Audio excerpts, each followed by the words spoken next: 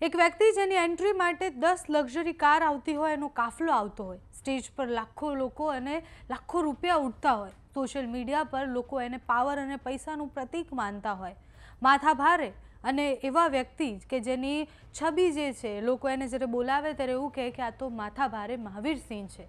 એ મહાવીરસિંહ સિંઘવ પોલીસથી બચવા માટે ભાગે છે અને પછી થોડી જ સેકન્ડમાં ચોથા માળથી પગ લપસી જાય છે અને પછી નીચે પટકાઈ જાય છે, એનું મોત થાય છે। નમસ્કાર, આપની સાથે હું છું પાયલ।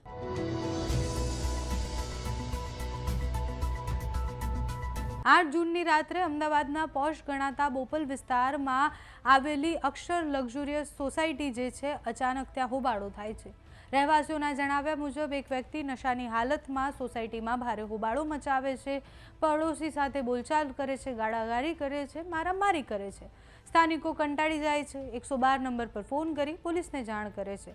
પોલીસ પહોંચે એ પહેલાં જ બધું બદલાઈ ગયું હોય છે। પોલીસ આવી અને જેમ જ પોલીસ આવી એવી ખબર મહાવીરને પડે છે ત્યારે તરત ભાગવા લાગે છે। પળવારમાં એ ઉપર ચોથા માળે પહોંચી જાય છે, ત્યાંથી પગ લપસી જાય છે ગેલેરીથી અને પછી મૃત્યુ થાય છે। મૃત્યુ થયા પછી બધાને ખબર પડે છે કે આ તો મહાવીરસિંહ સિંઘવ છે, એક એવું નામ જે છેલ્લા કેટલાય વર્ષોથી ગુજરાતમાં ચર્ચાનું કેન્દ્ર રહેતું હતું। મૂળ સુરેન્દ્રનગર જિલ્લાના ચોકડી ગામના રહેવાસી મહાવીરસિંહ જે છે એ ભારતીય સેનામાં પણ કામ કરી ચૂક્યા છે। આર્મીની નોકરી છોડ્યા બાદ તેમનું નામ સતત વિવાદોમાં રહ્યું।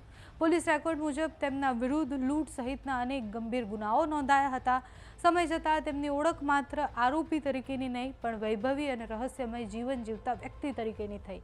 2020માં અચાનક જ આખા ગુજરાતમાં એ નામ વધારે ચર્ચામાં એટલે આવ્યું કારણ કે મોરબી જિલ્લાના ટીકર ગામમાં લોકપ્રિય અને લોક સાહિત્યકાર દેવાયત ખવડ અને રાજભા ગઢવીનો એક કાર્યક્રમ હોય છે। ભવ્ય ડાયરો થાય છે, હજારો લોકોની સંખ્યામાં ત્યાં લોકો ભેગા થાય છે। અચાનકથી બહુ જ મોંઘી મોંઘી ગાડીઓ અને એનો કાફલો આવે છે। મહાવીરસિંહની એન્ટ્રી થાય છે, થોડી જ વારમાં સ્ટેજ પર લાખો રૂપિયા એ ઉડાડી નાખે છે, નોટોનો વરસાદ કરી નાખે છે। એ દ્રશ્ય સોશિયલ મીડિયા પર ખૂબ વાયરલ થાય છે। લોકો સવાલ પૂછતા થાય છે કે આ આખરે મહાવીરસિંહ સિંઘવ છે કોણ અને તેની પાસે આટલી સંપત્તિ ક્યાંથી આવી।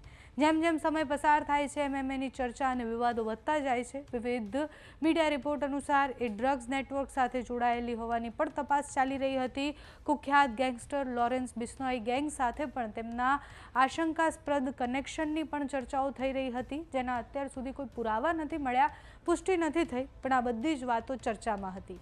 અત્યારે તો પ્રશ્ન એ થાય છે કે મહાવીરસિંહ ખરેખર લપસીને પડ્યા કે પછી પોલીસથી બચવા માટે ભાગ્યા અને પછી પડી ગયા।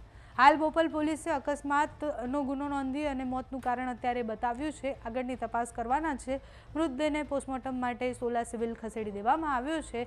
તમારું આ ઘટનાને લઈને શું માનવું છે અમને કમેન્ટ્સમાં જણાવજો। અત્યારે આ વિડીયોમાં બસ આટલું જ। જો તમે અમને યુટ્યુબ પર જોઈ રહ્યા હોય તો સબસ્ક્રાઈબ કરજો, ફેસબુક પર જોઈ રહ્યા હોય તો ફોલો કરજો, અમારા વિડીયોને લાઇક અને શેર કરજો।